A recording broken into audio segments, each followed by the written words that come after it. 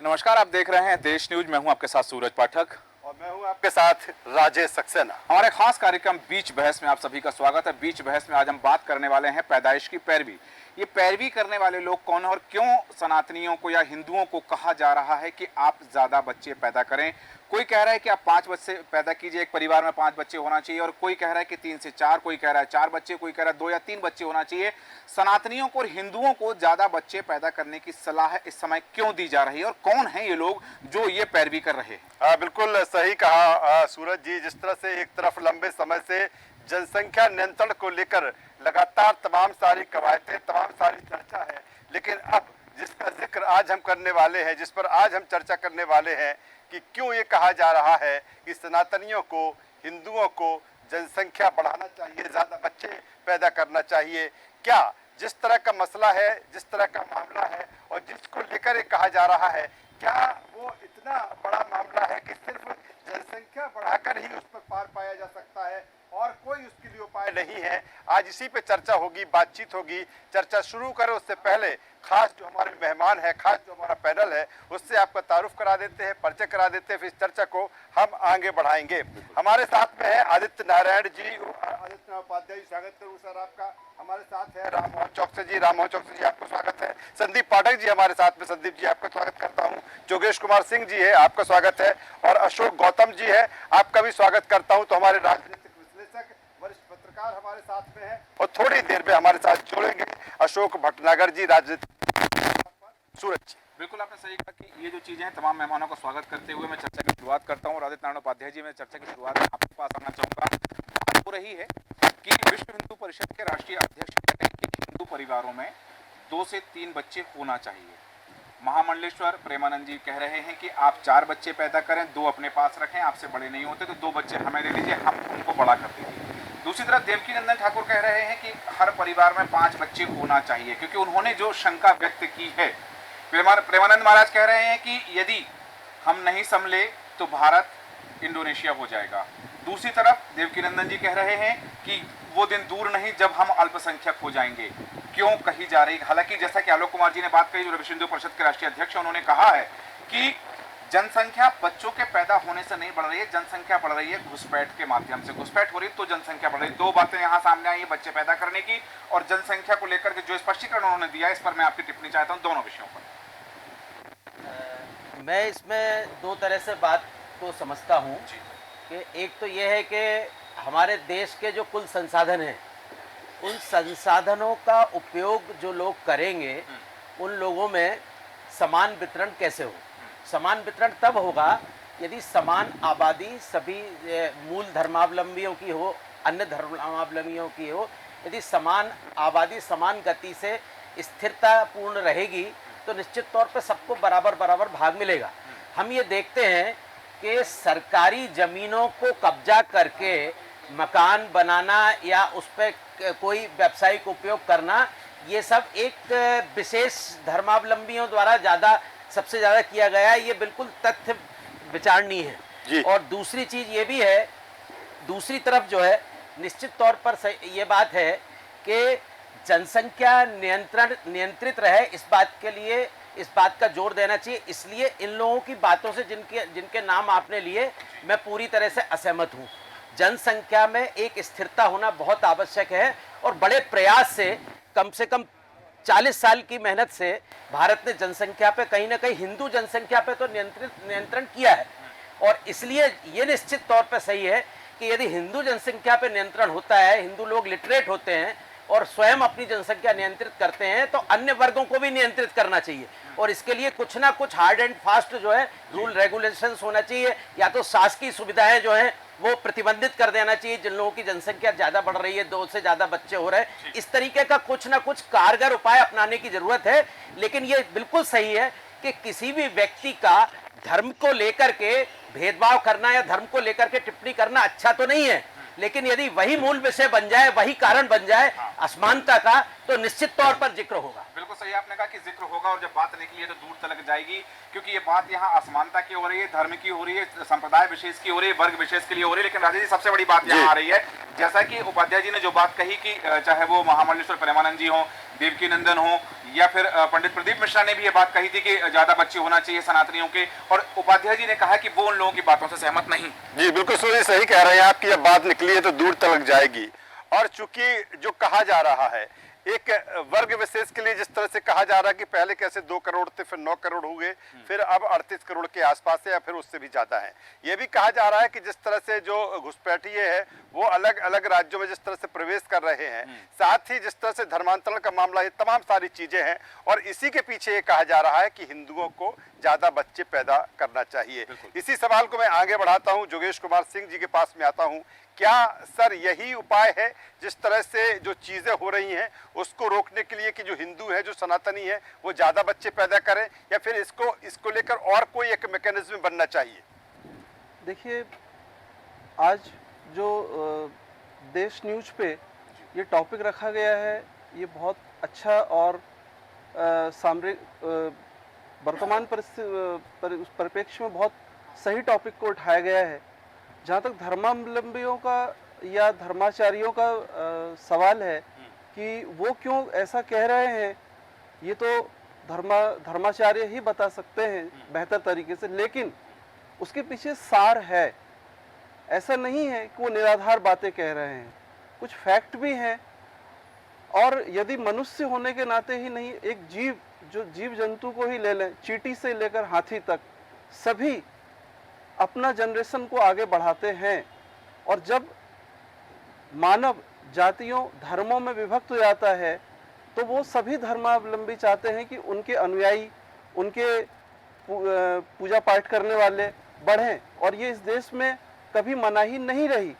लेकिन बड़ी ताज्जुब की बात है कि जब कोई भी धर्म ये कहता रहा कि जनसंख्या बढ़ाना है या हमें अपनी कौम बढ़ानी है, उस समय ये टॉपिक कभी नहीं उठे। आज जब जो भी धर्माचार्य हैं, जो भी अपने बुद्धि, विवेक, ज्ञान और उससे वो इस चीज़ को बोल रहे हैं कि जनसंख्या बढ़ाइए, बच्चे पैदा कीजिए, या जो भी बोल रहे हैं, एक उसमें तो कोई ऐसी इलॉजिकल बात नहीं है, ना अनकॉन्स्टिट्यूशनल है, वो बिल्कुल कॉन्स्टिट्यूशनल है और वो कहने के लिए अधिकारी भी हैं।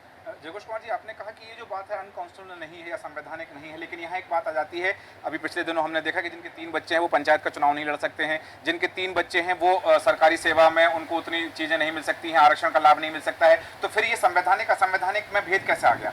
बिल्कुल आपने सही कहा, ये सेकेंडरी बात हुई। पहले धर्म के संदर्भ में, जैसे धर्माचार्य, जैसे जो टॉपिक है कि सनातनी या हिंदू या जो भी पंथ के लोग हैं एक विशेष, उनके धर्माचार्य अगर कह रहे हैं तो वो इस अकॉर्डिंग भी कह सकते हैं। अगर आप देश के आजाद होने के पहले जाएं पीछे, सिख धर्म का जब उदय हुआ, क्या दशमेश जो दसम गुरु थे, गुरु गोविंद सिंह जी, उन्होंने नहीं कहा कि परिवार में एक व्यक्ति को सिख बनना चाहिए? क्यों कहा? उसके पीछे क्या लॉजिक था? या उसके अभी आर्थिक दृष्टि से अपन भारत के बाहर चलते हैं, एलन मस्क क्यों बोल रहा है कि ज्यादा से ज्यादा बच्चे पैदा करो? उस पे कोई कटाक्ष या कमेंट्स वाला विषय नहीं है। लेकिन जब हिंदू धर्माचार्य बोलते हैं तो एकदम से सभी को ऐसा क्यों लगता है कि नहीं, इनको तो बोलना ही नहीं चाहिए, क्योंकि ब्रह्मचर्य, बच्चे जन्म लेना, ये सारे टॉपिक पे हम लोगों को रेस्ट्रिक्टेड है या प्रतिबंधित है। वो तो हम ऑलरेडी, मैं 1 मिनट और समय समझ लेता हूँ, ये तो बिल्कुल जो हिंदू धर्म है या सनातन धर्म है, उसमें इन चीजों को काफी सीक्रेसी रखी गई है, ज्यादा खुल के बोलने पे बातचीत नहीं है। और व्यवस्था को लेकर कहीं सामाजिक व्यवस्था जो हिंदू धर्म की रही है, वो दूसरे कौम से बिल्कुल डिफरेंस रही है। बिल्कुल। इसलिए बच्चे पैदा अगर माँ बाप करते हैं तो वो माँ बाप अगर 1, 2, 3 जो भी बच्चे पैदा करते हैं उसे अपना पार्ट ऑफ बॉडी समझते हैं। ऐसे नहीं आज हमने इससे शादी किया, कल हमने दूसरे शादी किया, बच्चे सबके पीछे छूटते छूटते चले गए और अंत में जाके आंकड़ा 2.5 से ऊपर चला गया। तो ये चीजें, ये सामाजिक व्यवस्था का आपने उदाहरण दिया, और जैसे सनातन धर्म में शादी केवल एक रस्म नहीं है, केवल 16 संस्कारों में एक संस्कार विवाह नहीं है। हमारे यहाँ विवाह जो है वो एक अपने आप में पूरी संस्था है और सामाजिक संरचना का बहुत सुदृढ़ ढांचा है। लेकिन यहाँ सबसे बड़ी बात जो है राजेश जी, जिस तरह से बात हो रही है कि हिंदू में हिंदू विवाह अधिनियम भी जो कहता है, या सनातनी जो रीति है, सप्तपदी की जो रीति है, वो ठीक है कि वो शादी के बंधन में बांधता है। यहाँ बात हो रही है हमारी जनसंख्या की। जिस तरह से आलोक कुमार कह रहे हैं कि जनसंख्या बच्चे पैदा करने से नहीं बढ़ी है, न बढ़ने वाली है, जनसंख्या बढ़ रही है, जो घुसपैठ हो रही है उस घुसपैठ के माध्यम से। अशोक गौतम जी, सबसे बड़ा सवाल जो बात कही जा रही, कई बार कई लोगों के माध्यम से बात सामने आती है कि वो दिन दूर नहीं जब हम अल्पसंख्यक हो जाएंगे। ये चिंता है, चुनौती है, या फिर इसके इन शब्दों के पीछे क्या लॉजिक है? जो कहा जाता है, कई बार बड़े बड़े मंचों से कहा जाता है कि वो दिन दूर नहीं जब हम अल्पसंख्यक हो जाएंगे, और ये भी कहा जाता है कि हम तभी तक सुरक्षित हैं, मतलब सनातनी धर्म के लिए कहा जाता है, हिंदुओं के लिए कहा जाता है कि हम तभी तक सुरक्षित हैं जब तक बहुसंख्यक हैं। ये बातें क्या प्रसारित करती है, क्या प्रचारित करती है? पाठक साहब, सक्सेना साहब, मेरा निवेदन ये है कि प्रधानमंत्री सलाहकार समिति ने रिपोर्ट दी है 1950 से लेकर 2015 तक 8% हिंदू कम हो गए और मुसलमान 44% बढ़ गए। अगर यही हाल रहा तो 2050 में मुसलमान जो है बहुसंख्यक हो जाएंगे और हिंदू अल्पसंख्यक हो जाएंगे। इसमें सनातन धर्म की बात जहाँ तक चल रही है, उसमें आजकल के जो उसमें एक शिक्षा जो है ना, एक बहुत बड़ी बाधा बन रही है। हायर एजुकेशन में जो कर लेता है, या तो शादी नहीं करता, शादी कर रहा है तो न्यूक्लियर फैमिली में जाता है, न्यूक्लियर फैमिली में जाएगा तो वो कोशिश करेगा मैं सरोगेट मदर ले लूँ, और फिर भी अगर मान लो बच्चा पैदा करे तो एक ही करेगा, क्यों कि उसकी फिगर खराब नहीं हो जाए। ये महामंडलेश्वर प्रेमानंद जी ने कहा है कि हिंदू महिलाएं जो अपना फिगर मेंटेन करने के लिए जी, इस तरह के। रही बात कि 10 राज्य ऐसे हैं, हाँ, जिस हमारे हिंदुस्तान के 28 राज्यों में से, जिसमें से घोषणा कर रखी है 2 बच्चे से ज़्यादा पैदा होंगे तो सारी सुविधाएं खत्म कर दी जाएंगी, नौकरी नहीं दी जाएगी, पंचायत का चुनाव नहीं लड़ पाओगे, बहुत सारी बातें ऐसी उन्होंने कर रखी है। अमेरिका की 2020 में एक पीयू रिपोर्ट आई है, उसमें कहा है कि भारत मुसलमानों का दूसरा सबसे बड़ा देश है। पहला नंबर इंडोनेशिया है, दूसरा भारत है और तीसरा पाकिस्तान है। अगर ये संतुलन बनाए रखना है तो इन सनातनी जो धर्मगुरुओं की बात आपको माननी पड़ेगी, 4 से 5 बच्चे पैदा करने पड़ेंगे। अदरवाइज वो ओवैसी साहब कहते हैं कि 15 में छुट्टी दे तो सबको खत्म कर डालेंगे। अगर यही हालत रहा तो 2050 में क्या होगा आप? और ये हिंदू जो धर्म जो है विस्तारवादी नहीं है, ये एक ही पूरे विश्व में एक ही देश में हिंदू पाए जाते हैं, बाकी सब जगह से निकाल के भगा दिया, या कोई छोटी मोटी संख्या में पड़े होंगे, अदरवाइज कहीं पर भी नहीं मिल रहे हैं।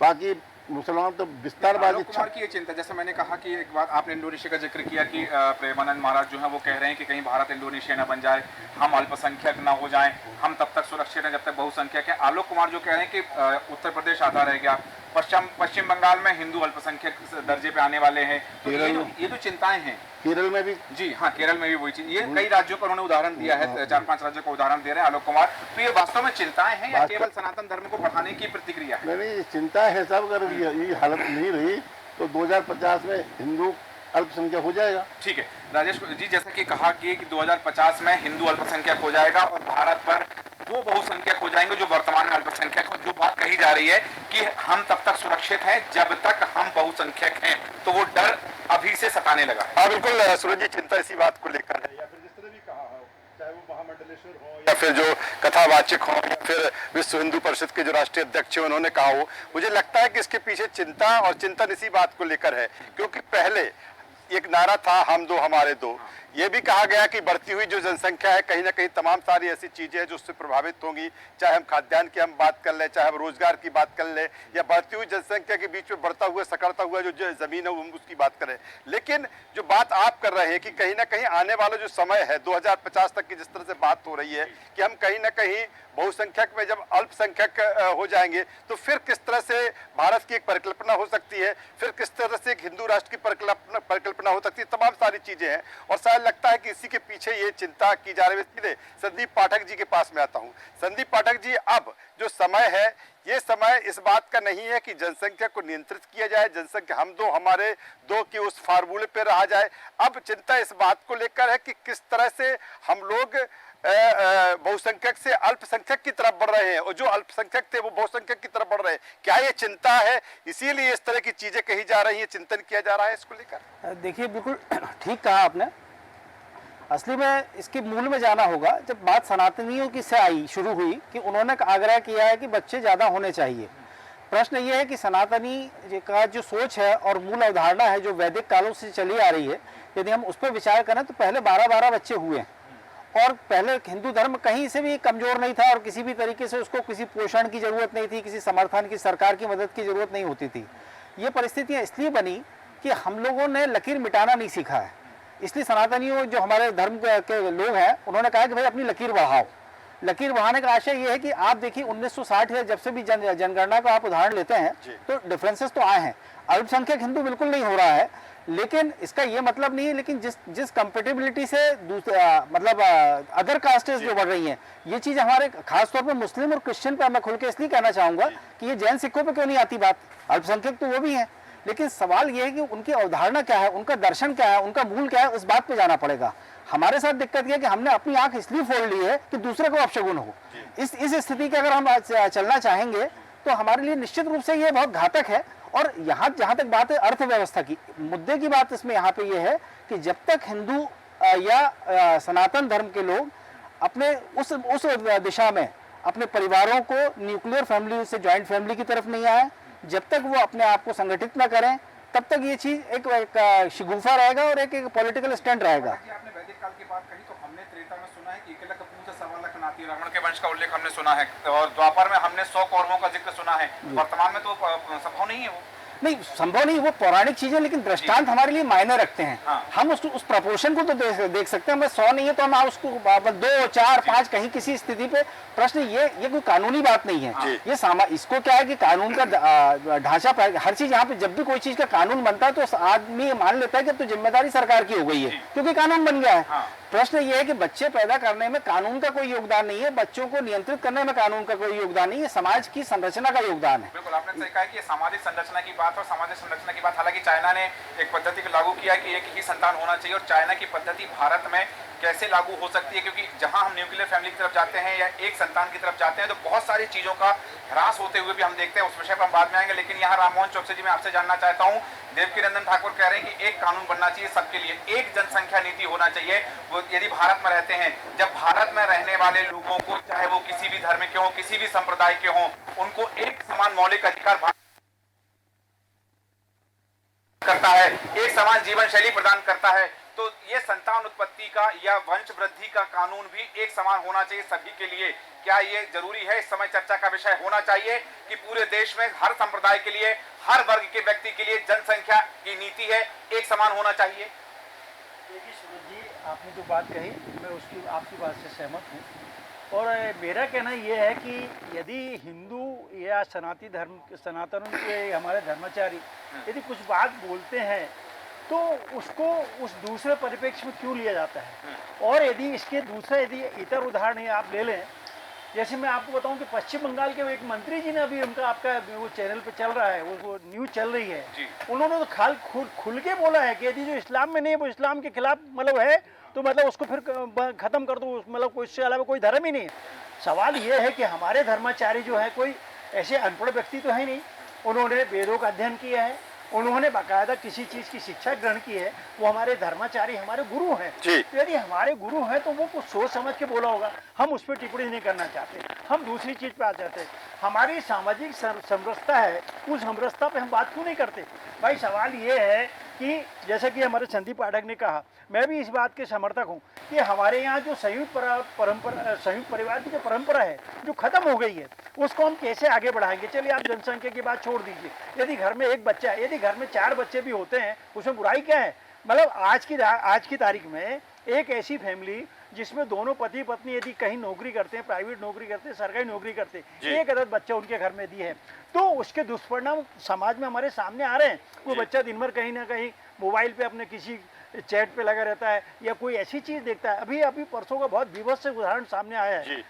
एक 13 साल के बच्चे ने अपनी बहन के साथ वो गूगल पर कुछ देख के गंदी चीज़ देख के उसने अपनी बहन के का मर्डर कर दिया, उसके साथ बलात्कार किया। ये सब चीज़ों को देखने वाला कौन है? एक बच्चा, एकल फैमिली में बच्चा घर में अकेले रहता है। यदि 4 बच्चे होंगे तो एक दूसरे पर नज़र रखने वाले होंगे। और आज के ज़माने में अब ऐसा ज़माना भी नहीं कि पड़ोसी उसकी आपके पहले फिक्र करते हों। तो देखिए, सामाजिक संरचना के हिसाब से, ज्वाइंट परिवार को आगे बढ़ाने के हिसाब से मैं इसको ठीक मानता हूँ। अब दूसरा इसका देख लीजिए कि यदि जिस परिवार में एक बच्चा है, वो यदि मान लो यदि सरकारी सुविधाओं का लाभ लेता है तो उसको क्या मिलता है? 3 लोगों के सुविधा का लाभ मिलता है। उसके जस्ट अपोजिट आप देख लीजिए, जिनको जिस धर्म में 4 शादी करने की इजाज़त है, उनके 10 बच्चे हैं, तो वो इस तुलना में उनको कितनी ज़्यादा सुविधाओं का लाभ मिलता है। आप पूरे मध्य प्रदेश का उदाहरण उठा कर देख लीजिए, किसी भी सरकारी योजनाओं को देख लीजिए, आप उसका रेशो देख लीजिए। जो हिंदू धर्म के लोग हैं, जो सनाती हैं, उनके पास उस सुविधा का मुश्किल से 5% लाभ मिल रहा है। और इतर जिनके घर में 10 बच्चे हैं, इस भोपाल का उदाहरण ले लीजिए और गैस कांड से लेकर अभी तक का उदाहरण ले लीजिए। तो मैं इसको गलत नहीं मानता हूँ। यदि हमारे धर्माचार्यों ने कहा है तो ये मैं उसको दूसरे नज़र से देखता हूँ। जैसा कि आपने भी कहा कि 100 कौरव हुए हैं उस जमाने में, 12-12 बच्चे होते थे। तो रहा सवाल इसका, ये देखिए आज का जो है आदमी, जो सनातनी हिंदू है, वो बहुत ज़्यादा लोभी और बहुत ज़्यादा लालची हो गया है। वो एक बात का रोना रो देता है कि हमारे 3। ये आपका आरोप है या चिंतन? नहीं, ये मेरा चिंतन है। ये मेरा चिंतन ये है कि वो इस बात पर रोना रोता है कि एक बच्चे हम पाल नहीं पा रहे, हमारी अर्थव्यवस्था इतनी अच्छी नहीं है, हमारी नौकरी इतनी अच्छी नहीं है, हमारे पैसे इतने अच्छे नहीं है, हम दूसरे प्रेमानंद कह रहे हैं कि आप तो पैदा करो और हमारे पास छोड़ दो। हाँ ना, ठीक है ना, मैं तो उन धर्माचार्यों की बातों से सहमत हूँ, बिल्कुल सहमत हूँ। और दूसरा ये है कि यदि समान नागरिक संहिता का यदि अभी कानून लागू नहीं हुआ है, यदि होता है तो उसमें क्या बुराई है? वो इसलिए है कि, या फिर दूसरा, जैसा कि अभी उपाध्याय जी ने कहा, आप 2 बच्चों के बाद सुविधा देने बंद कर दीजिए ना, तो आपके चलिए ठीक है, हम ज़्यादा बच्चे पैदा नहीं करते, आप सुविधा देना बंद कर दीजिए। बिल्कुल सही कहा आपने कि ये जो चीजें हैं, समानता यदि लानी है तो उसके लिए एक व्यवस्था की आवश्यकता है, और वो व्यवस्था समानता लाने के लिए और सुदृढ़ हो, तब जाकर के वो सभी के लिए समान हो सकते हैं, समान अवसर सबके लिए होंगे। तो फिर वहां जहां बात आ जाती है कि किस योजना का कितना लाभ मिलता है, कितने प्रतिशत लाभ लेने वाले कितने लोग हैं, फिर वो तमाम चीजें समान हो जाएंगी। बेहतर बात है। और जिस तरह से सूरज जी आप कह रहे हैं, जिस तरह से हमारे मेहमान कह रहे हैं, मैं सीधे अशोक भटनागर जी के पास में आता हूं। अशोक भटनागर जी, 2 चीजें हैं। एक तो जिनका जिक्र हम कर रहे हैं कि वो हिंदुओं को लिए कह रहे हैं कि वो बच्चे ज्यादा पैदा करें। दूसरी चिंता इस बात को लेकर है कि जो चीजें हो रही हैं, चाहे वो घुसपैठिए हो, चाहे धर्मांतरण हो, ये तमाम सारी चीजें, मेरा सवाल इस बात को लेकर कि क्या टारगेट चीजें हो रही हैं, क्या इनको उसी तरीके से टारगेट करके इनको रोका जा सकता है? फिर इस तरह की चीजों की आवश्यकता नहीं पड़े कि आप 5 बच्चे पैदा करिए, आप 4 बच्चे पैदा करिए। क्योंकि जिसकी जो चिंता है, क्या इसको सरकार अपने स्तर पर अपनी व्यवस्था के अनुसार इस पर रोक नहीं लगा सकती है, जिसको लेकर कहा जा रहा है कि चिंता है, इसके लिए ये वाला हथियार इस्तेमाल करें? देखिए, ये जो आपने लास्ट में कहा है, पहली बात तो ये जो आज चर्चा हो रही है वो जनसंख्या नियंत्रण पे अपन इसको रखें जी। और दूसरे चश्मे से अगर अपन देखें, अब मैं अपने परिवार से ही बताऊं जी कि हम 5 भाई 1 बहन है, 6। और आज मेरे यहाँ 1 लड़का 1 लड़की है जी। लड़की की शादी हो गई, लड़का है, दूसरा भाई नहीं है, वो घर में आता है, अपने अकेले रहता है, अपने कमरे में रहता है, और फिर क्या करता है क्या नहीं करता है जी। वो जो कहा मैंने अभी सुना विद्वान साथी जी, जी। मेन चीज क्या है कि जनसंख्या नियंत्रण 80 के समय अपन ने करी थी जी। उसमें भी सरकार ने करी थी जी कि अगर आप नसबंदी कराओगे तो आपको 1 वेतनमान और मिलेगा और आपको प्रमोशन मिलेगा। तो मैं ये बोल रहा हूँ, दूसरी मेन प्रॉब्लम आज समय घुसपैठी। अभी मैं लोकसभा चुनाव के समय झारखंड गया था, तो झारखंड में बांग्लादेशी, अब आप कहेंगे झारखंड का तो बॉर्डर बांग्लादेश से लगता नहीं है, पर झारखंड में बांग्लादेशी कलकत्ता से रास्ते आ रहे हैं। और जिस 2 गांव में मैं गया था, वहाँ पहले 10 घर थे मुसलमानों के और अब 90 घर हो गए। उस समय की बात है, ये 4 महीने पहले की जी। तो जनसंख्या नियंत्रण करना चाहिए और इस पे सरकार जो भी कदम उठाए, भाई आप सुविधाओं को लाभ देना बंद कर दीजिए ना। हम आपके 4 बच्चे होंगे, वो मतदाता सूची में नाम रहेगा, 5वां होगा वो नाम नहीं रहेगा। ठीक है, आप 5 बीवी करो, 2 बीवी करो, 4 बीवी करो, उससे हमें कोई वो नहीं है। पर हम मतदाता सूची में बाप का नाम है तो 5 नाम रखेंगे बस। छठवां नाम नहीं रखेंगे। इन चीजों से गवर्नमेंट कुछ नियंत्रण कर सकती है, वो गवर्नमेंट को करना चाहिए। ठीक है। और जनसंख्या नियंत्रण के कारण ही आज जो देखिए समस्याएं बहुत उठती है। जी। क्षेत्रफल बढ़ रहा है, जमीन की कीमत बढ़ रही है, हाँ। उत्पादन की कीमत बढ़ रही है और महंगाई बढ़ रही है। जी। ये सब जनसंख्या नियंत्रण के कारण है और हमें उस चश्मे से देखना चाहिए। स्वामी लोग, महात्मा लोग जो भी कह रहे हैं वो सही कह रहे हैं, मैं सहमत हूँ। बिल्कुल, आपने आज कहा- मेरे अपने 4 भाई हैं, जी। मैं जब तक इस उम्र में जब तक 2-3 भाइयों से बात नहीं कर लेता हूँ, एक मेरे संग रहते हैं, हम ऊपर नीचे रहते हैं, सुबह में जाके आधे पौन घंटे उनके पास बैठता हूँ, मेरे को कल क्या करना है क्या नहीं करना है अपने बड़े भाई को बताता हूँ। मानना नहीं मानना एक अलग मैटर है, पर उनसे सलाह लेता हूँ। बिल्कुल। तो अभी जो ये व्यवस्था है 2 बच्चे वाली 1 बच्चे वाली, हाँ। इससे मैं व्यक्तिगत सहमत नहीं है। ठीक है। 3 और 4 होना चाहिए। बिल्कुल, आपने कहा पर कि जी। सरकार को नियंत्रण करना चाहिए। अल्पसंख्यक बहुसंख्यक पे मैं नहीं जाऊंगा। ठीक है। उनकी सुविधाएं रोके, उनको वो सुविधाएं नहीं मिले। ये जो अभी कह रहे थे मैंने सुना जी। कि भोपाल में हाँ। गैस राहत का सब में ज्यादा फायदा हाँ। एक व्यक्ति विशेष समुदाय को मिला, ठीक है। क्योंकि उनने चक्कर लगाए हाँ। और उनको लोगों ने मदद भी करी। हाँ। हमारे अपने लोगों ने ना अपनी मदद करी, जिनको जो सुविधा मिल सके उन्हें मिली और बाकी को नहीं मिली। अगर आप गैस कांड का रिकॉर्ड देखें तो 90% एक विशेष समुदाय के लोगों को गैस कांड का फायदा हुआ। ठीक है। योजनाओं के लाभ में भी कहीं ना कहीं ये बात सामने आ जाती है, लेकिन यहाँ सबसे बड़ी बात आ रही है, आपने कहा कि आप समर्थित हैं, इस बात का समर्थन करते हैं कि परिवार में बच्चे ज़्यादा होना चाहिए। जनसंख्या वृद्धि पर भी आपने बात कही, और जो बात आलोक कुमार जी कह रहे हैं कि जनसंख्या वृद्धि ज़्यादा बच्चे पैदा करने से नहीं, घुसपैठ से हो रही, वो एक चिंता का विषय है। हालांकि उन्होंने ममता बनर्जी के उस बयान का भी विरोध किया है जो उन्होंने कहा था कि जब बांग्लादेश में आरक्षण को लेकर के, कोटा को लेकर के दंगे चल रहे थे, तब उन्होंने कहा था कि वहाँ शांति नहीं है तो वहाँ के लोग हमारे यहाँ आ जाएं, हमारे दरवाजे खोले। तो आलोक कुमार ने इस बात का विरोध किया। लेकिन यहाँ जो बात आई है ज्यादा बच्चे और कम बच्चे, यहाँ न्यूक्लियर फैमिली की बात आई है। आदित्य उपाध्याय जी, मैं आपके पास आना चाहूंगा। बात हुई कि कम बच्चे हों, जैसा आपने कहा कि एक बच्चा है, यदि घर में एक बेटा है या एक बेटी है, एक ही संतान है किसी दंपति की, तो वहां रिश्ते खत्म हो जाते हैं। ना उसका कोई चाचा होगा, आने वाले उसके जो संतानें होंगे उसके ना कोई चाचा होंगे, ना मौसी होंगे, ना बुआ होंगे, ना मामा होंगे, क्योंकि वो रिश्ते वहां सारे खत्म हो गए। तो सामाजिक परिदृश्यता को देखते हुए, क्योंकि हमारा जो सामाजिक ताना बाना है रिश्तों पे खड़ा है, हमने देखा है आज के बच्चे भले ही उस चीज को शायद उतना महसूस ना कर पाए, लेकिन हम गर्मियों की छुट्टी का इंतजार करते थे कि गर्मियों की छुट्टी आएंगी तो हम नानी के यहाँ जाएंगे, गर्मियों की छुट्टियां आएंगी तो हम गांव जाएंगे। हाँ, आज गांव जाया जाता है बच्चों को लेकर आंगन दिखाने के लिए कि देखो आंगन कैसा होता है, क्योंकि शहरों में अब आंगन की प्रथा नहीं रही है, आंगन नहीं बचे हैं। तो क्या ये आवश्यक है सामाजिक संरचना को देखते हुए और उन रिश्तों के ढांचे को जिंदा रखने के लिए, जिन रिश्तों के ढांचे में हमारा सनातन धर्म खड़ा है, जो हमारे सनातन धर्म की रीढ़ है, उसके लिए ज्यादा बच्चे होना चाहिए? मैं इस बात से मेरा अपना मत सहमत नहीं हूँ। दरअसल क्या है कि जनसंख्या बढ़ाने से इसका फर्क नहीं पड़ेगा। जो बदलता हुआ वैश्विक परिदृश्य है, तो उसके हिसाब से मनोवैज्ञानिकों को और साथ साथ जो है समाज के काम करने वाले लोग, धर्मगुरु, सबको मिलके जो नए परिदृश्य में जीवन कैसा होगा, दुनिया कैसी होगी, उसके हिसाब से कैसे जीवन बेहतर हो, क्या मनोवैज्ञानिक तौर पर प्रयोग करना चाहिए, क्या सामाजिक तौर पर प्रयोग करना चाहिए, कैसे समाज में बदलाव होना चाहिए, इस सब पर गंभीर विचार की आवश्यकता है।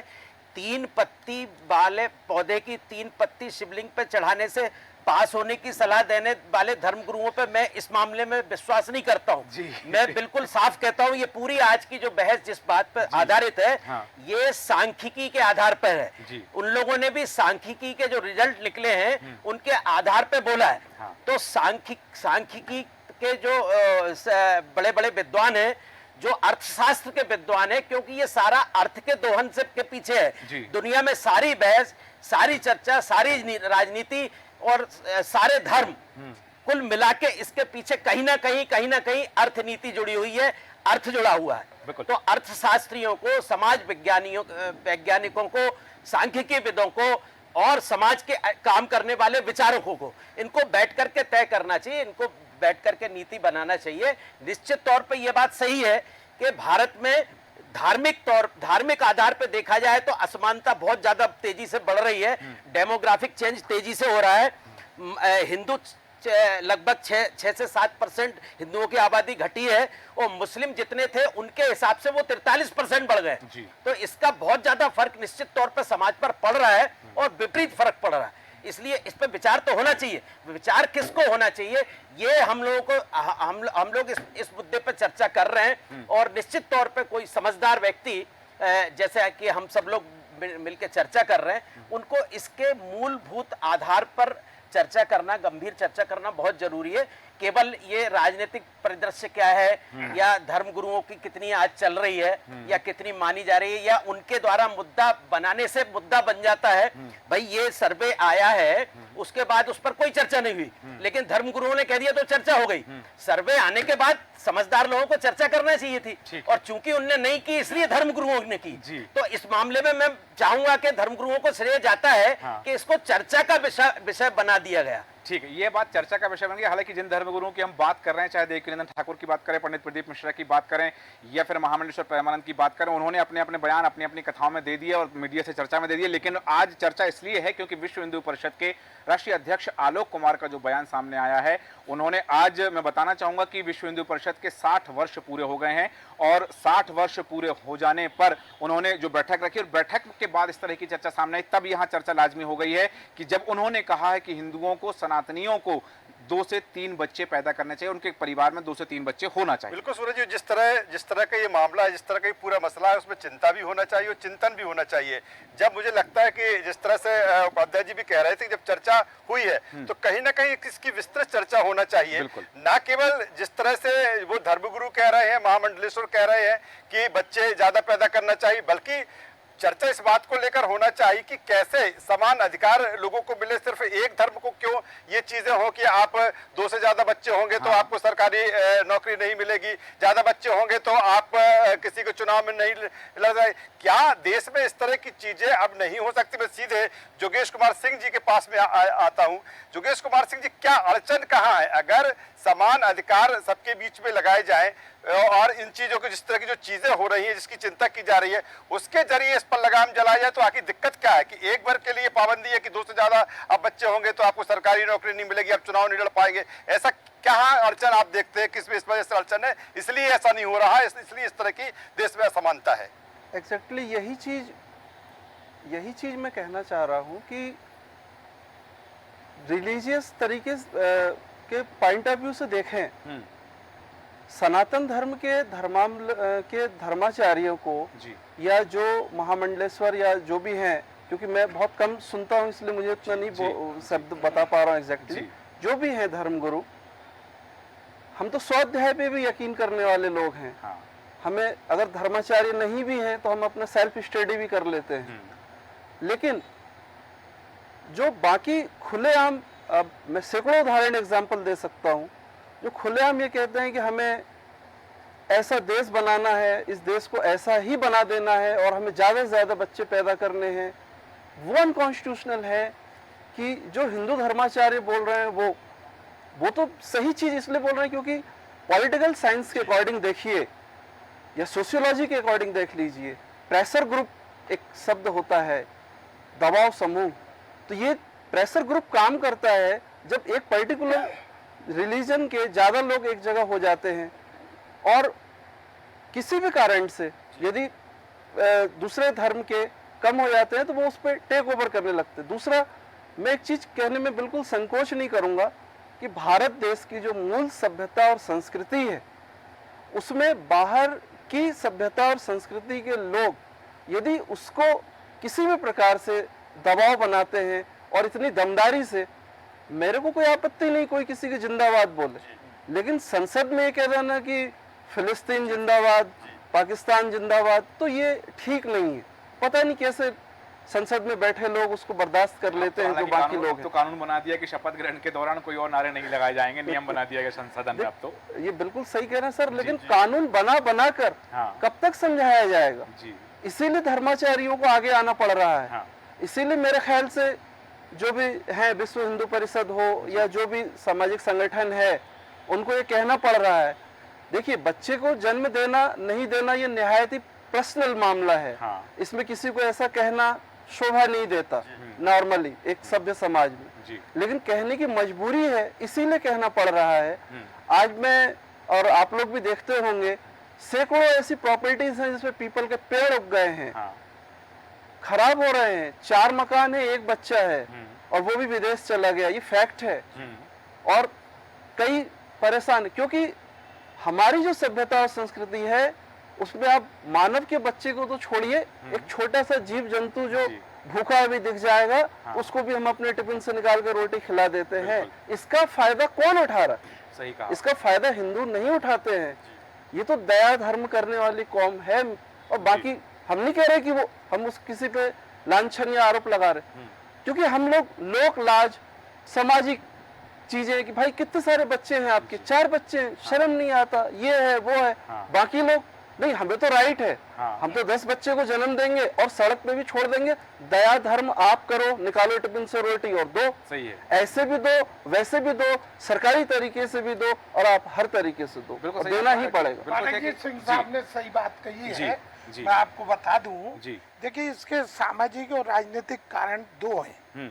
एक तो क्या है कि भारत की जो अर्थव्यवस्था है, जी। जो क्लाइमेट है, वो अड़ोस पड़ोस के देशों में अगर आप देखें, जी पाकिस्तान को ही ले लें, वहाँ महंगाई चरम पे, बिल्कुल। भारत से 100 गुना है। हाँ तो वहाँ लोग भूखे मर रहे हैं। हाँ पर वही अगर भारत में घुसपैठ करके आ जाते तो वो 2-10% में इतनी अच्छी जिंदगी जी लेंगे जो वहाँ जी नहीं पा रहे थे। बिल्कुल। आपने जो कहा कि हम नानी के यहाँ जाते थे, हाँ। हम 5 भाई थे और 2 महीने जी। 5 भाई जी। नानी के यहाँ रहते थे, पूरे 2 महीने। हाँ अब ताना बाना बिल्कुल बिगड़ गया है। बिल्कुल। और इसमें मैं सामाजिक दोष दूंगा। हाँ क्या है कि ना तो अब चाचा के यहाँ कोई जाता है 2 दिन के लिए, जी सुबह जाते हैं, हाँ। दूसरे दिन चल देते हैं। बिल्कुल।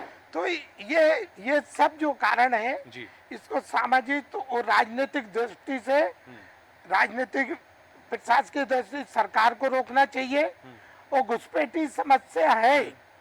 अभी झारखंड की मैंने अधूरी बताई, जी। वहाँ जितने घुसपैठी आए उन्हें आदिवासियों से शादी कर ली है। हाँ अब वो आदिवासी महिला जो है, हाँ। वो सरपंच बन गई, हाँ उसका आदमी मुसलमान है। हाँ तब उस गांव की तो आबादी मुस्लिम बढ़ रही है, बिल्कुल। वो बढ़ रही है। सही कहा आपने। तो ये शासन को देखना चाहिए। बिल्कुल, ये तस्वीरों का सामाजिक स्तर पे हम लोगों को सोचना चाहिए कि बच्चे 1 और 2 बिल्कुल अच्छे नहीं है। हाँ। मेरी व्यक्तिगत राय ज्यादा में होना चाहिए। 3 और 4 होना चाहिए। बिल्कुल सही कहा आपने कि ये सामाजिक परिदृश्य की दूसरी तस्वीर है, तस्वीर का दूसरा रुख है, जो आपने बताया कि वो रुख भी सामने आता है, ये चीजें सामने आती है। लेकिन यहाँ एक बात हुई, जैसा कि आपने जिक्र किया कि उदाहरण दिया झारखंड का आपने, और यही बात लेकर के मैं आपके पास आना चाहूंगा अशोक गौतम जी। बात हो रही है कि घुसपैठ, यहाँ आलोक कुमार भी कह रहे हैं कि जनसंख्या बच्चों की पैदा करने से या बच्चों को ज़्यादा पैदा करने से नहीं बढ़ रही, घुसपैठ से बढ़ रही। ममता बनर्जी कहती हैं पश्चिम बंगाल में, वो कहती हैं कि बांग्लादेश में यदि हिंसा हो रही है तो वहाँ के लोग भारत आ जाएं, हमारे दरवाजे उनके लिए खुले हैं। हालांकि इस बात को लेकर के बांग्लादेश की प्रधानमंत्री ने भारत सरकार को पत्र लिखा है कि उनके इस बयान से हमारे यहाँ अराजकता और ज़्यादा फैल रही है। क्या ऐसे बयानबाजी होना चाहिए? और दूसरी बात, ये जो घुसपैठ से जनसंख्या बढ़ने की बात है, ये कितनी जायज़ है? आदरणीय सूरज साहब, ये जनसंख्या बढ़ने की स्थिति ये है, एक बात तो एकदम गलत है, नहीं होना चाहिए। पश्चिम बंगाल से बसें भर के आती हैं और सीधी द्वारका पहुंचती हैं। जितना भी हमारा एरिया है, बॉर्डर एरिया है, सारा सीज होता जा रहा है मुस्लिमों से। द्वारका जहाँ पे कृष्ण भगवान में जन्म जहाँ गए वो, वहाँ पे दोनों तरफ मुसलमानों के ही मकान है। तो ये बात, इसकी जनसंख्या वृद्धि की बात, तो पाठक साहब मैं कहना चाहूँगा, मैं खुद उसका एक वो हूँ, ओनली चाइल्ड फैमिली पॉलिसी चीन ने अपनाई की थी। हाँ। उसको फॉलो करके मैंने भी यही गलती करी, एक ही संतान पैदा की। आज वो संतान पैदा होगी, मैंने सोचा मैं बड़ा अफसर बनाता हूँ। अब बड़ा अफसर भी बन गया वो लड़का, तो उसका नतीजा हुआ उसने भी एक ही बच्ची पैदा की है। और बच्ची पैदा करने के बाद वो लड़का जो है मेरी बात सुनने को तैयार नहीं, आपने क्यों बच्चा एक पैदा किया, मैं भी एक ही बच्चा पैदा करूँगा। जबकि हमारे दूसरे वो विपक्षी लोग क्या कर रहे हैं कि तुम तो एक अफसर पैदा करोगे, हम तो सरकार बनाएंगे। 4 बीवी और 40 बच्चे, हम तो सरकार बनाएंगे, तुमको अफसर पैदा करना तो अफसर पैदा करते रहो। आजकल किसानों की ये हालत हो गया है कि पहले 5-7 बच्चे चाहिए, कोई हल जोत रहा है, कोई भैंस पोहे जानवर देख रहा है, लेकिन आज के वहाँ पे ट्रैक्टर मशीनरी इतनी आ गई है तो उनको ही बच्चों की कम जरूरत है, वो ही 1-2 बच्चे पैदा करके छोड़ रहे हैं क्योंकि जमीनें कम होती जा रही हैं, नौकरियां मिल नहीं रही हैं। उनके बच्चे तो साइकिल की पंचर लगा लेंगे, इलेक्ट्रीशियन बन जाएंगे, दूसरा कोई भी काम धंधा आपको करते हुए मिल जाएंगे।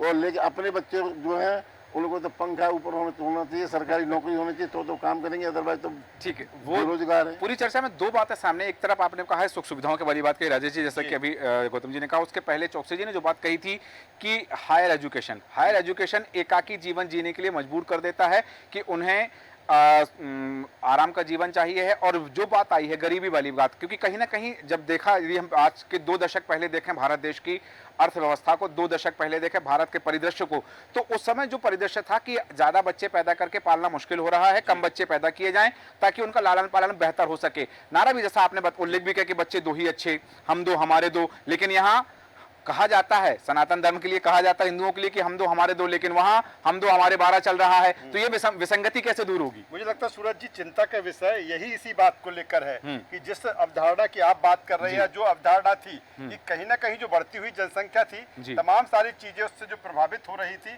यही कारण है कि जनसंख्या नियंत्रण को लेकर तमाम सारे कार्यक्रम, तमाम सारी चीजें हुई, हम 2 हमारे 2, तमाम सारी चीजें आई।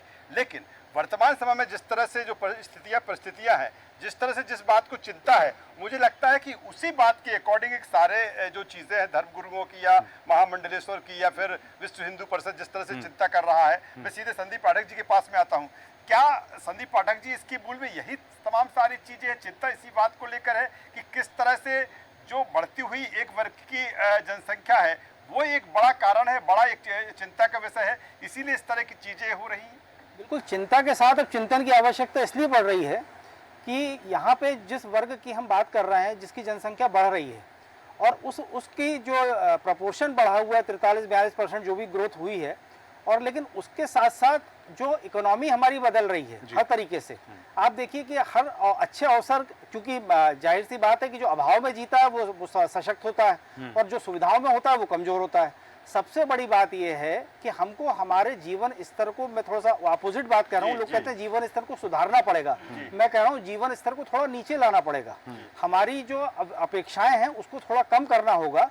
जब तक समाज के लोग इस बात के लिए तैयार नहीं होंगे कि हमको हर घर में 4 अगर मेंबर हैं तो 4 4 व्हीलर की ज़रूरत नहीं है, जब तक हम अपनी ज़रूरतों को सीमित नहीं करेंगे, अपनी अपेक्षाओं को कम नहीं करेंगे, तब तक हम कॉम्पीट उनसे नहीं कर पाएंगे। क्योंकि वो 4 लोग जिस परिस्थितियों में एक कमरे में जब 12 लोग रह लेते हैं और वहाँ भी वो अपनी नींद पूरी कर लेते हैं, हम 6 बेडरूम के कमरे में 3 लोगों की नींद नहीं हो पा रही है। तो सवाल ये है कि हम कहीं ना कहीं किसी न किसी रूप में अपने उस सनातनी परंपराओं से हट रहे हैं। इसीलिए जो गुरुओं को बोलना पड़ रहा है वो इसलिए नहीं बोलना पड़ रहा है कि कोई हम लोग कोई भयभीत या डरे हुए हैं। कहीं से कोई डर की बात नहीं, और कहीं से कहीं तक हम अल्पसंख्यक नहीं हो सकते। ये बात तो कम से कम भारत के परिप्रेक्ष्य में तो बिल्कुल सीधी सीधी है। लेकिन यहाँ पे धर्म गुरुओं को इसलिए बोलना पड़ रहा है कि हम उस चीज को सामने रख के देख नहीं पा रहे हैं। ठीक, जिन लोगों से हमारे को मतलब सतर्क रहने की जरूरत पड़ रही है। और वो हमारे घरों में, हमारे परिवारों में, हमारे रिश्तों में, हमारे धर्मों में उनका हस्तक्षेप बढ़ता जा रहा है। आज की स्थिति में हम ये देख रहे हैं कि जितनी मजारों पे भीड़ लग रही है, कहने में बहुत संकोच के साथ कह रहा हूँ, उतने मंदिरों में लोग नहीं जाते हैं। बिल्कुल सही कहा आपने कि ये विचारधारा का परिवर्तन कहीं ना कहीं सामने आ रहा है। और जिस तरह से पाठक जी आपने कहा कि जो उदाहरण भी आपने दिया है कि सुविधाओं की बात, कहीं संघर्ष की बात आपने कही कि जो अभावों में जीता है वो कहीं ना कहीं अपने आप को परिपक्व बना लेता है। हालांकि समय की सीमा है। राम मोहन चौकसी जी आपके पास आ रहा हूँ कि कम शब्दों में आप अपनी प्रतिक्रिया दें। वास्तव में आबादी का जो असंतुलन है उसे कैसे दूर किया जा सकता है? क्या सिर्फ हिंदू वर्ग के लोग या सनातन धर्म के लोग ज़्यादा बच्चे पैदा करें तो यह आबादी का असंतुलन खत्म हो जाएगा, या फिर और भी कोई तरीका हो सकता है? देखिए सूरज जी, 2 बातें बहुत स्पष्ट हैं। पहली बात तो ये है कि हिंदुओं को अपनी आबादी बढ़ाना चाहिए, 4 बच्चे होना चाहिए। मैं इस बात धर्मगुरु की बात और मैं व्यक्तिगत तौर पे इस बात की मान्यता देता हूँ जी। ठीक है, पहली बात। दूसरी बात यह है कि आपने जो बोला इस पर नियंत्रण कैसे किया जा सकता है, तो उस पर नियंत्रण यही हो सकता है कि हम जो शासकीय सुविधा देते हैं, जो शासकीय सुविधा का जो लाभ देते हैं, हम उनको यदि इस पे विराम लगा दें या उस पर एक बैरियर लगा दें कि नहीं साहब 2 बच्चों के बाद आप फिर आप 10 बच्चे पैदा करिए, 20 पैदा करिए, आपको पूरी छूट है, लेकिन आपकी शासकीय सुविधा है सिर्फ 2 बच्चों के बाद नहीं मिलेंगे। और तो यदि आपको ऐसा लगता है तो आप फिर उसमें ये भी कर दीजिए कि हम आपको मतदान का जो अधिकार है हम उससे भी आपको वंचित कर देंगे यदि आपने हमारी जनसंख्या पे नियंत्रण का आपने एक, लेकिन आपको एक बनाना पड़ेगा। हाँ। और रहा सवाल इसका कि सिर्फ कानून से नहीं होता। हाँ। देखिए हमारा कानून तो बहुत सारी चीजें बोलता है, लेकिन उनका जो इस्लाम धर्म है वो तो कहते हैं हमारा केवल एक ही कानून चलता है, शरिया। हाँ। तो सवाल ये भेदभाव भी आपको मिटना पड़ेगा, इसको कानून के दायरे में लाके करना पड़ेगा आपको। और मैं आपको दुनिया के 10 देशों की बात बता सकता हूँ, चाइना की बात कर सकता हूँ कि चाइना में आपको नमाज पढ़ना मना है, आपको दाढ़ी रखना मना है, आपको टोपी लगाना मना है। ये चाइना का उदाहरण है, आप वहाँ बात करके देखिए। तो हमको ये जो हमारे अंदर जो भय है, इस बात का भय है कि ये बहुत नाराज हो जाएंगे। एक बार नाराज हो जाती है, कानून के दायरे में ले आइए, जनसंख्या में नियंत्रण हो जाएगा। ठीक है, ये आपने कहा कि ये असंतुलन जो दूर हो सकता है, हालांकि समय की सीमा है, समय हो चुका है, लेकिन तब भी मैं सभी मेहमानों से एक ही प्रश्न पर आप सभी की प्रतिक्रिया चाहूंगा कि जनसंख्या की बात जो कही जा रही है, हिंदू और सनातनियों को ज्यादा बच्चे पैदा करने की सलाह दी जा रही है। यदि आपका उत्तर हाँ है तो क्यों होना चाहिए, एक लाइन में बताएं। यदि आपका उत्तर ना है कि हिंदू बच्चे ज्यादा पैदा ना करें तो क्यों नहीं करना चाहिए। शुरुआत अशोक भटनागर जी से। बच्चे ज्यादा होना चाहिए, मैं इससे सहमत हूँ। और क्यों होना चाहिए? ये सामाजिक प्रेम भाव बढ़ेगा। ठीक है, सामाजिक प्रेम भाव के लिए ज्यादा बच्चे होना चाहिए। मैं अपना उदाहरण दे रहा हूँ जी। मेरा एक लड़का है, अब उसका कोई भाई नहीं है। हाँ। नीचे मेरे भाई का एक लड़का है, वो लंदन में है। ठीक है। तो अब उनके भी कोई भाई नहीं है। अब या वो मुझसे बात करें और या वो अपने दोस्तों से बात। ठीक है, सभी मेहमानों से आग्रह कि एक एक लाइन में उत्तर दीजिएगा। जोगेश कुमार सिंह जी, ज्यादा बच्चे होना चाहिए या नहीं होना चाहिए तो क्यों, नहीं होना चाहिए तो क्यों? देखिए, बच्चे किससे अच्छे नहीं लगते हैं, बच्चे तो होना ही चाहिए। और यदि सभी प्रकार से व्यक्ति सक्षम है मेडिकली, इकोनॉमिकली, तो वो उसको ये झिझक नहीं रखना चाहिए कि आगे क्या होगा, इतना आगे उसका सोचना नहीं चाहिए। जब अच्छे संतानें होंगी तो अच्छे साधु संत होंगे, इसलिए बच्चे होने चाहिए, लेकिन उसकी एक गरिमा हो और साथ में उस बात का ध्यान रखा जाए कि मतलब अपनी स्थितियों को हम किस तरीके से संगठित तरीके से देख सकते हैं। ठीक है, उपाध्याय जी। देखिए, मेरा अपना मानना है कि हिंदुओं में, जहाँ तक हिंदुओं की बात करूंगा, कि ऑलरेडी जनसंख्या कंट्रोल पे है, इसलिए हिंदुओं के ऊपर जनसंख्या से संबंधित, बच्चों से संबंधित कोई प्रतिबंध नहीं लगना चाहिए, उन्हें स्वतंत्र करना चाहिए। लेकिन निश्चित तौर पर जो दूसरे धर्मावलंबी हैं, जिनकी संख्या तेजी से बढ़ रही है, जिससे डेमोग्राफिक चेंज हो रहा है, उस पे कंट्रोल होने की निहायत आवश्यक। बिल्कुल, गौतम जी। सर, मेरे पास खुद के पास एक ही बच्चा, इसलिए मैं चाहता हूँ जी 4 बच्चे तो कम से कम होने चाहिए जी, कि उसका कोई रिश्तेदार, कोई भाई, कोई बहन कुछ नहीं है, और उसने भी एक ही बच्ची पैदा की है। और वो भी स्थिति वो इस चीज से गुजर रही है। मतलब न्यूक्लियर फैमिली से बाहर आना चाहिए, इसलिए ज्यादा बच्चे हिंदुओं को पैदा करना चाहिए। चौकसे जी।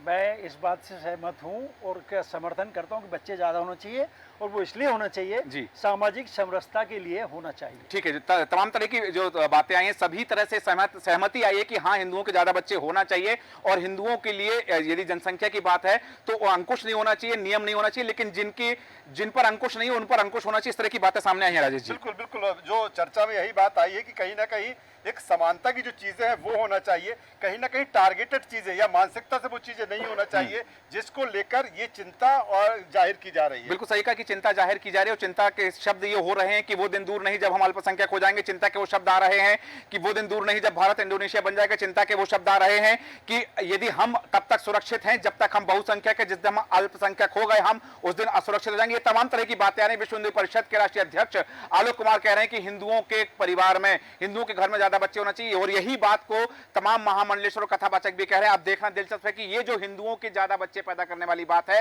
ये किस स्तर तक जाकर रुकेगी। क्या सरकार कोई कानून बनाएगी हिंदुओं के घरों में ज्यादा बच्चे हों उनके लिए, या फिर दूसरे वर्गों के घरों में कम बच्चे हों उसके लिए क्या नियम और नीति आएगी, ये देखना दिलचस्प होगा। हालांकि बिंदु और हैं जिन पर हम चर्चा कर सकते हैं, पर समय अनुमति नहीं दे रहा है। चर्चा को विराम देंगे। आप सभी मेहमानों का बहुत धन्यवाद। राममोहन चौकसे जी, गौतम जी, उपाध्याय जी आपका धन्यवाद, पाठक जी आपका धन्यवाद, जोगेश कुमार सिंह जी आपका धन्यवाद, भटनागर जी आप सभी का धन्यवाद। कल फिर ऐसे ही ज्वलंत मुद्दे के साथ होगी आपसे मुलाकात। तब तक बना है देश न्यूज के साथ।